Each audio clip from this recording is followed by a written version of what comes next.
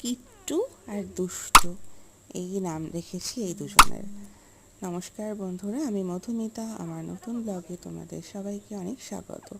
তো এই দুটি ছানা হঠাৎ করে কোথা থেকে উদয় হয়েছে আমাদের বাড়িতে জানি না। আমরা কিন্তু বেড়াল পুষি না। তো এর মা এদেরকে, এই দুটো বাচ্চাকে হঠাৎ সকালবেলা একদিন এসে দেখলাম যে আমাদের দরজার সামনে একটা পাপোশের ওপরে আর মা শুয়ে, আর এই বাচ্চা দুজনকে মা দুধ খাওয়াচ্ছে। তো ভীষণই মিষ্টি, ভীষণই কিউট আর কি, ছোট্ট বাচ্চা তো তাড়িয়ে দেওয়া যায় না। তো সেই থেকে এরা রয়েই গেছে ওখানে। তো ঠিক আছে আর কি, ওরা নিজেদের মতো রয়েছে, আমরা পুষিনি বা আমরা কিছুই করছি না, খাওয়ারও দিচ্ছি না।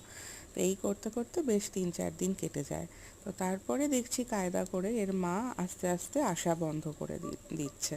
তো এই ছানা দুটো তখন খিদের জন্য ম্যাও ম্যাও করে একটু কান্নাকাটি করছে, পায়ের সামনে এগিয়ে আসছে।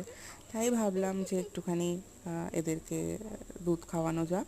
তো সেই জন্য একটু তোলা দুধ, মানে প্যাকেট দুধের সাথে জল মিশিয়ে এই দুটি বাচ্চাকে একটু খাওয়ানোর চেষ্টা চলছে। তো তোমরা জানিও তো তোমাদের কেমন লাগলো এই ভিডিওটা। নমস্কার।